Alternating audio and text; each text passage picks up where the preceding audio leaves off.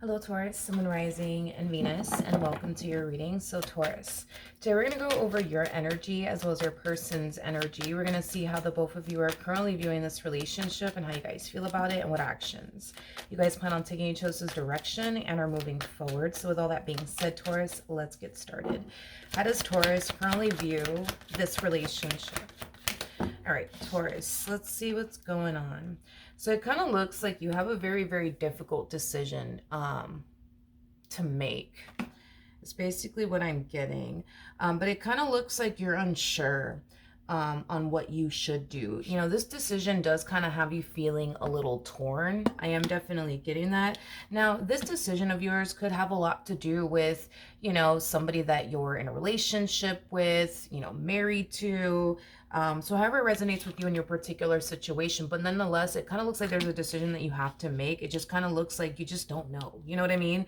Whether to do this or that, or to go left or go right is basically what I'm getting, but a decision does have to essentially be made on your behalf. It just kind of looks like you're choosing to think long and hard about it.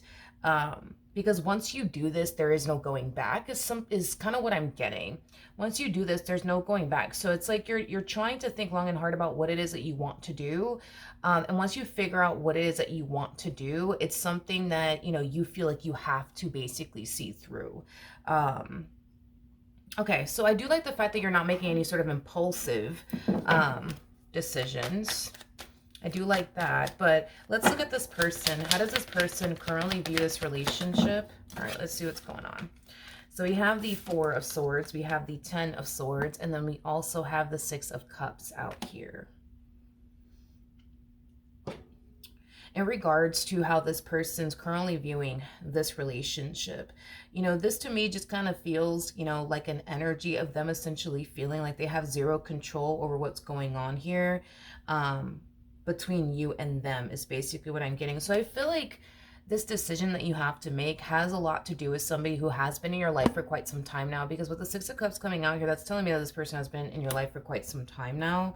But it kind of looks like the ball is definitely not in their court. It's definitely in yours. And the thing is that they essentially know it.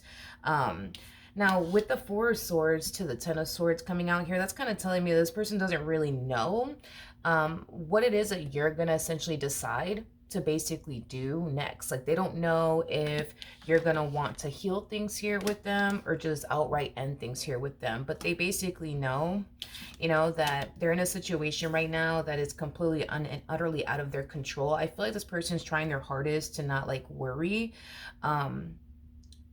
I'm getting that. Like, they're trying their hardest to not essentially worry, but they are essentially worried because you could decide in the end that you don't want anything to do with them, you know, and they know that that's going to devastate them if you choose to not want anything to do with them. So then there's that, but let's see how you're currently feeling. Okay, so we have the Six of Swords, we have the Magician, and then we also have the Queen of Cups out here. The bottom of the deck, we do have the Queen of Pentacles to the Seven of Swords. We also have the Eight of Pentacles to the Seven of Cups, and then we also have the Ten of Swords. A lot of you basically find yourself in a situation where you feel like you have to do something you've never done before, okay? Which is kind of leaning far more towards walking away from this entire dynamic here between you and this person.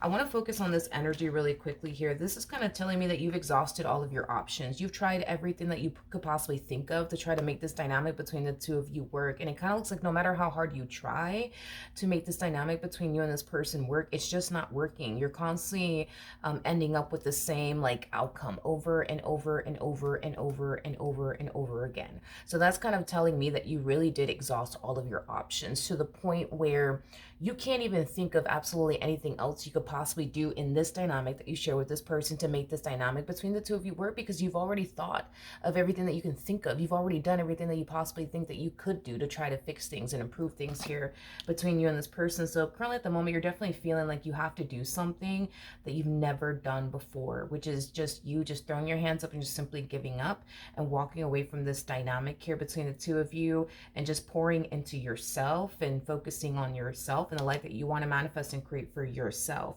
But even though you feel even though you feel like this is what you should do, right? Something you've never done before, which is leave, right? Doesn't necessarily mean that you're going to actually choose in the end to do so, but it doesn't mean that you're not going to either. We still don't know exactly what you're going to end up doing just yet. But let's look at this person really quickly here. How does this person currently feel? So we do have the Page of Swords, we do have the Moon, and then we also have the Nine of Pentacles. Okay. You know, this entire situation is really leaving this person in suspense. I feel like I can never say that word correctly. In suspense. I think I said that right. The fact that this person's currently in the dark and they don't really know where your head is at or where you plan on essentially doing next. Like I said, it does have this person extremely worried and concerned. They know that the ball is not in their court. They know that they don't have any sort of control over this entire situation that's going on here between you and them. All they could really do is just kind of sit and wait and see what you decide to essentially do in the end. This person is leaning far more towards you planning on essentially walking away from this dynamic here between you and them. This person basically looks at you as somebody who can clearly do battle by themselves. You know, this person looks at you as somebody who doesn't really need them for absolutely anything. Somebody who can clearly take care of themselves, things of that nature. So they're leaning far more towards, you know, you not wanting anything to do with them. Okay. What actions will Taurus take towards this person or moving forward? So we do have the Seven of Wands. We do have the Three of Wands. And then we also have the High Priestess. That's kind of telling me that Spirit is trying to push you in a specific direction. But this specific direction that Spirit's trying to essentially push you in, Taurus, it does kind of require you to walk away, okay, from this dynamic here between the two of you, okay? I feel like Spirit is trying to push you towards this, right? A life full of abundance, stability, happiness, joy, peace, harmony, you know, freedom. I am getting worried free, specifically for you. It's like Spirit's trying to push you towards this path over here, but in order to get here, right, in order to get to this point, right, where you're living a life where you're happy, you're satisfied, you know, a life full of, you know, stability, abundance, all of that good stuff, peace of mind, you know, freedom, all of that stuff, like, it does require you to leave something behind, aka your relationship with this person. This dynamic is bringing a lot of toxicity into your life. It's also, you know, holding you back from, you know, achieving your full potential. It's creating, you know, tension in your life, worry in your life, anxiety in your life. I mean, the list goes on and on and on and on. So with that being said, you are being divinely guided away from this connection. Now, at the end of the day, we all have free will. Okay, even though you're being divinely guided away from this connection, even though Spirit's trying to push you towards a specific path that does require you to leave this entire situation behind, you get to decide whether or not you're going to listen to your intuition, what your intuition wants you to do or not, okay? But if your intuition is basically telling you that you need to leave this behind and walk away, you're either going to do it now or you're going to do it later. But if your intuition is telling you that you have to leave this entire situation behind, that's kind of telling me that it doesn't really matter if you decide to do it today, tomorrow, a month from now, a year from now, 5 years from now, you're going to eventually do it. You know, because at the end of the day, you're a human being. You can only take so much. You can only take so much. You can only put up with so much. You know, so you're going to eventually break.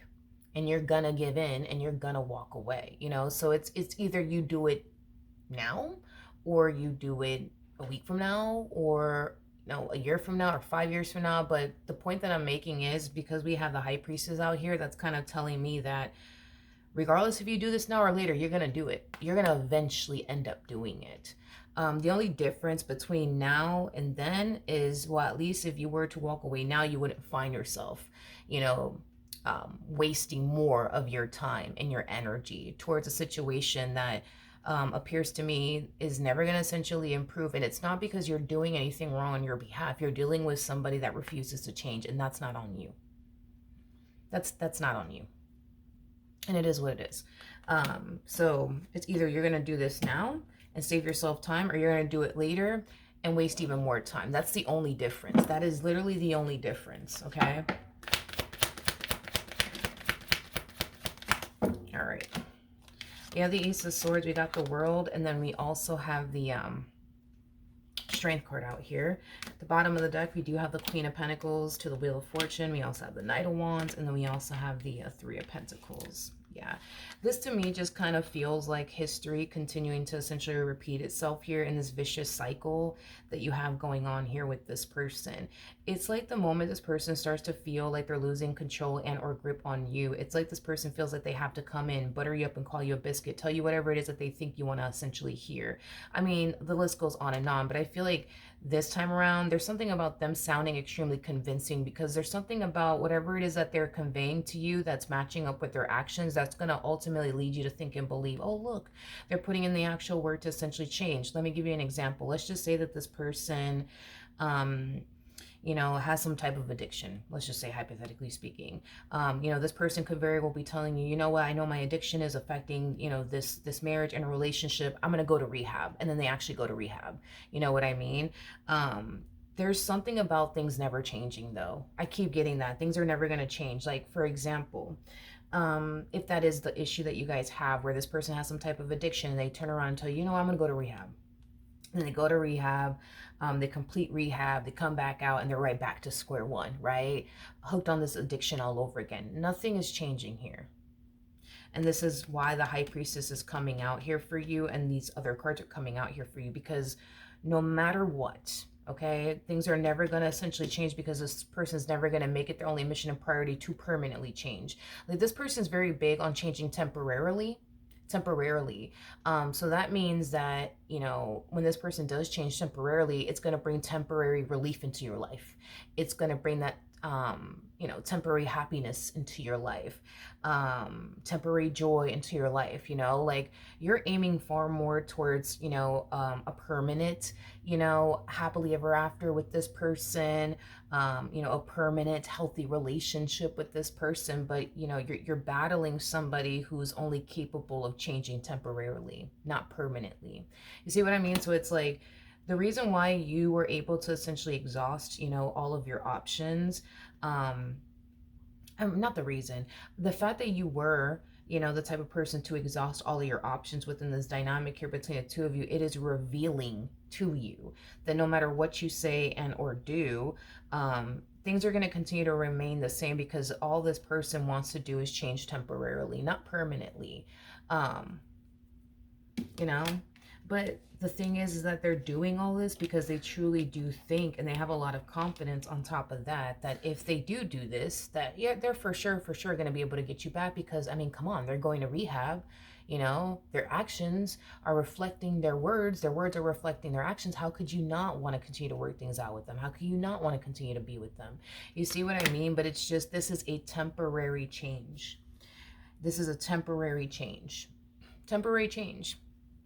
That's all that it is. That's all that it is. You know, the threes for me, especially when it comes down to tarot, the threes, and tarot, like the Three of Swords, the Three of Pentacles, the Three of Cups,